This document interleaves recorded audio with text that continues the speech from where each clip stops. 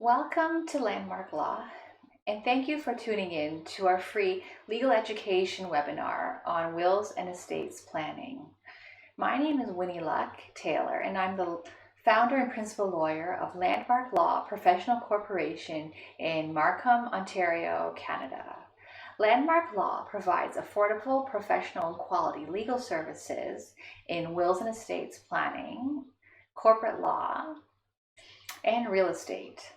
And we're pleased to provide this webinar on naming people in your wills and power of attorney as part of our Wills and Estates webinar series. And if you're interested in learning more about other topics, we will have some webinars coming up, and you can find out about these by liking or following us on facebook.com/landmarklawpc. Before we begin, please read this legal disclaimer. The contents of this presentation is for informational purposes only and does not provide legal advice or create a lawyer-client relationship with the viewer. Okay? And if you have questions during the webinar, please comment and we will be happy to answer your questions. Naming people in your will and powers of attorney. Okay, well, in making your will, you have to consider these key roles and who are going to play a part in your estate, especially who's going to inherit your estate. Okay. The key roles in a will are trustee, guardian, and beneficiary. The key role in a power of attorney is the attorney. Okay. We're going to describe these more in detail, and these are the key roles that have to be provided in the will and power of attorney. And we are describing these general topics in order to be understandable and to reach a broader audience. But a will can be very complex and have more roles than that, but these are the basic ones for the purposes of our webinar series. So the trustee, this is the person who manages your estate according to your wishes and owes a duty of loyalty to your estate. What is estate? Okay, well, your estate is basically representing all your affairs and all your possessions and belongings when you are not here. When you're not here, well, your estate is here, which will be everything that you owned. Okay. In fact, when the government learns about your passing and they write notices addressed to you, they will no longer be addressed to you in name. Instead, it'll be addressed to, for example, the estate of Winnie Luck Taylor. Okay, because things need to be handled, but you're not here, so everything you own is now referred to the estate of your name.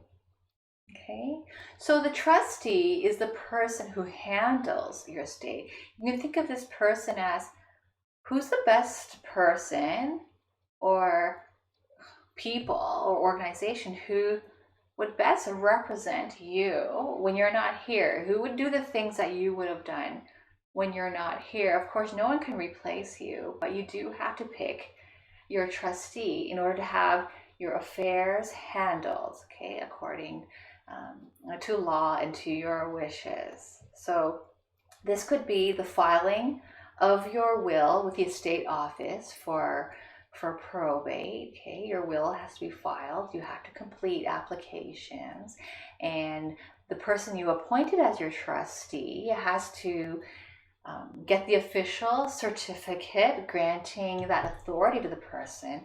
The certificate is called the Certificate of Estate Trustee with a Will. Okay, the trustee cannot just go ahead and start distributing your estate according to your wishes. The trustee needs permission. Okay, so there are steps, formal steps in place. Okay, and your trustee has to meet with the accountant to handle the last tax return for the estate. There's something called the estate information return introduced in 2015, okay, for filing the taxes on behalf of the estate. These are income taxes. There's another type of tax too. If you've watched my other seminar, my main wills and estate overview seminar, there is an estate administration tax. There's a lot of taxes, but there is an income tax for the estate to file. And of course, to distribute the estate, the trustee has to now handle the belongings and distribute them to the beneficiaries, people receiving the estate. Okay, we just don't leave the home vacant. There's responsibilities, there's property taxes, and so forth. So we have to handle everything. The trustee plays the most important role in the handling of estate. This person is basically you when you're not here, which leads us to how trustees are chosen. They tend to be the closest people in your life, okay, such as a spouse, loved one, close friend, okay. It can even be multiple people. So if you don't have a single person you want to appoint, a lot of clients will appoint a substitute, their adult children, to be their trustee, and they won't rank them. They will just say all of them, and they would work and collaborate together as a team, acting jointly to be the trustee. Okay. In some cases where your estate might be complex, as I mentioned, there's lots of responsibility to handle. A will maker might appoint an organization such as a bank to handle that. It's not as common, and the bank does not accept the role of trustee all the time. The bank will only do it for estates that have a certain amount of wealth. They do take a significant fee for this service, and it's not something we see a lot. It tends to be something that high net worth individuals might do when they feel that a bank might be impartial and to ensure the instructions are carried out properly. Okay. And as I mentioned ranking, I mentioned if your spouse, you've appointed your spouse, but your spouse actually passed away before you did, or the will maker did, then next people in line might be adult children. Okay, so you rank a couple of substitutes so that you have backup in case the people who you ranked first or in higher priority are not available to perform the role, either because they passed away, they're not available, they're out of town. So I just worked on a probate filing where the children were jointly appointed as trustee, but one of the children are living in abroad, so that person declined the role of trustee. It's just not practical to fly back to perform the role, but there are people who do it. There's some people who can't do it. So we rank them, and our standard usually is to rank a couple of people. Okay, and these, speaking of people living overseas, you could appoint people who are non-residents. So I mentioned that we had a client where the sibling was out of town and just rejected the role, so that the distribution could be done more smoothly with the sister who's in town handling everything. It just made sense. But I also have a client who appointed her sister overseas. She's got a few relatives and siblings, but really found the sister to be very responsible and trust her the most. And that sister was living overseas, retired, and she came back frequently to perform the role. And I worked with her in the filing of the application with the probate or the estate office. Okay, so you can do that, and you can definitely appoint non-residents to fill that role. And as I mentioned, that sometimes the duties of a trustee are complex and numerous, and some people want to appoint a bank or an organization to carry out the role, well, your trustee would be afforded lots of powers and rights to owe their duty of loyalty, to do what's in the best interest of the estate. So that could mean that the trustee can go seek help. So, as I mentioned, trustees may come to me to file the will with the estate office. They can seek professional help. They can go to a law firm, go to the accountant to file the tax return, go to a real estate agent to put the house on sale in order to divide the proceeds, or if the people are keeping the home as investment, to rent it out, collect the rent as rental income.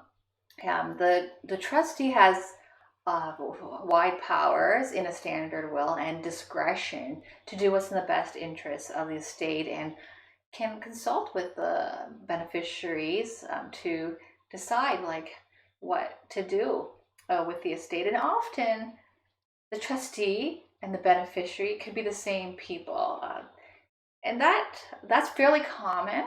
And then they won't have a conflict if they're the same person or people, right? If you have, for example, your trustees are the adult children, the adult children are the beneficiary. Well, they're not.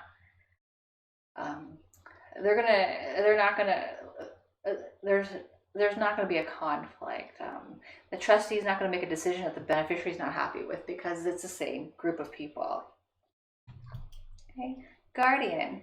If you have young children, you don't know when you're going to pass away, and if your children will still be minors at the time you're passing. So it's important to have in line guardians who will take care of your children when you're not here. This is important, okay? Otherwise, the law will default, certain people who may not be who you feel are the best ones to raise your children. And you can rank substitutes. So by law, it's always the parent, biological parent first, in a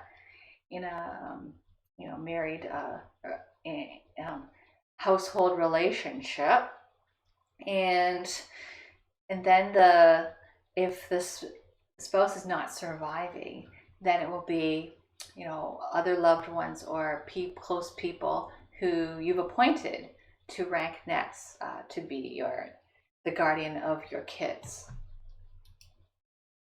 Beneficiaries, very important. You have to appoint beneficiaries who will receive gifts or inheritances from your estate. Okay, and often it's your loved ones. So we often have, like in a standard will, I give everything to my spouse. If my spouse has passed away before I have, I give everything to the children in equal shares. That's a very standard will by most families.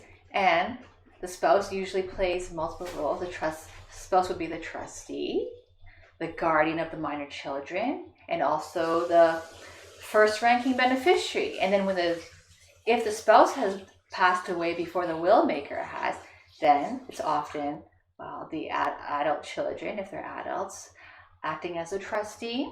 Okay, no guardian if they're adults, and they're also the beneficiaries as well. Okay, so again, you can rank the beneficiaries, and just to mention too, you can do a variety of things in the way you instruct on how your gifts are distributed. So in the example with children cannot inherit until they are adults, okay?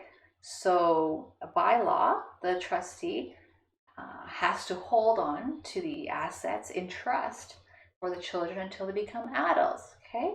And of course, they can use the proceeds for to give to the guardian for the upbringing of the children, to support their living expenses and educational requirements, things like that. But the remainder of it for them to inherit will happen when they're adults.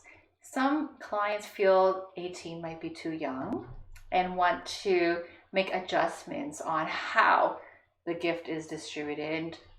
And we've worked with clients on custom instruction and custom quotation on these specific wishes.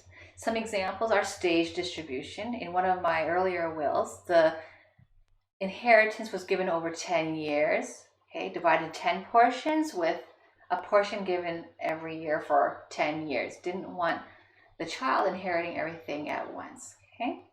Or we've had, instead of inheriting everything at 18, everything was inherited at an older age. We've had that. Okay, so you can do what you want, and we talk more about what you believe would reflect your personal wishes. Now we have attorney, and attorneys relate to who would you appoint to represent you to make decisions when you're alive, but you're not able to make the decision. You're alive, okay? So you could be very sick in the hospital, but your affairs continue. You still have to pay taxes. There are still decisions that have to be made concerning maybe your business that's being operated. And you might not be able to do it because you're very sick. You might be mentally incapable, but you're still alive, okay? And you have to appoint someone to represent you and make decisions on your behalf. And again, it's often people who are very, very close to you, such as your spouse, loved one, close friends, okay? Your children. You could even appoint the bank if you think they're in the best position to decide for you. Okay, and you can appoint the same people, as I mentioned, that you appointed in your will. As I mentioned, your spouse would be your trustee, guardian, and beneficiary, like that. It can also be your attorney, and you can rank. So you can have your spouse first. If your spouse has passed away or not able to perform the role, children next, other relatives, and so forth. Okay, great. So that gives some basic description about these roles, and clients have to think carefully who they're going to appoint. When I find that when the clients have adult children, the appointments and decisions on these roles are pretty straightforward. They tend to follow the sequence: spouse, and then adult children, and then relatives or close friends. When the children are minor, it's always spouse, or usually spouse, and then start introducing which loved ones are you going to have fill the guardian role and the trustee role, because the children are too young. So some decisions, and then each spouse has their own family members and preferences. Sometimes it's not so easy to pick which ones, so there's a bit more to think about when that comes up. Okay, and then for people who are not in a relationship, it tends to be loved ones and close friends, and it's not always easy. So we do have the client kit available on our website, and we do like our clients to give it some thought and before they provide the instructions in their estate plan. Okay, and this webinar was just designed to just help provide some understanding about these roles, so that you know what these people do to help you select who you think would be the best person or people for those roles. Okay, we always get asked what our prices are. Our website is landmarklaw.ca, landmarklaw.ca. On the left-hand panel, you can see our cost calculator. Okay, and you can also see our client kits on the information we need to get started in working with us. And we look forward to seeing you in the future. Again, if you have questions, please comment and we will reply to you. Okay. And if you enjoyed our presentation, we would really appreciate a 5-star Google review. Google Landmark Law, click write a review. Okay. Or you can see in bold the direct link to writing a review, but the first option of Googling Landmark Law, write a review seems to be easiest. We're all Googlers these days. And during COVID-19, we are offering appointments to sign on a flexible basis 7 days a week with social distancing options. The most popular option is for clients to come to our outdoor patio to sign. Okay, there is there's less exposure, there is fresh air, and fewer surfaces to touch on the way to the patio. And everything gets done in a single meeting for signing. You'll get your original copy back. The commissioner of oath for the affidavit, who is me, the lawyer, will take it on the spot. Okay? And this seems to be the most popular options that all of our clients so far have opted for. Our other options include having the client sign on their own with their own witnesses while we supervise over video, but then one of the witnesses has to come see us in person to get their affidavit sworn or commissioned. So there's two parts to completing the signing of the will, and the second part involves coming in person anyways. And then the third option is remote. Nobody sees each other, and the witnesses are provided remotely, which are myself and another staff member from our office remotely. But then it requires 2 video sessions and 2 courier deliveries, and it takes a long period to orchestrate that before the paperwork is completed. It doesn't happen quickly, but everything happens quickly with the first option of signing outdoors with social distancing protection measures in place. Something to think about. Okay, and it's 7 days a week during COVID-19, so that's while we're not in the office. And again, this is our disclaimer. Okay.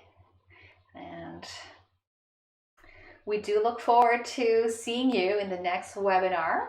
Please like or follow us on Facebook to get updates on those webinars. And we look forward to seeing you. If you have questions, please comment to the side if you're watching on laptop, or below if you're watching on your mobile. And we would like you to stay healthy and safe. Take care and see you next time.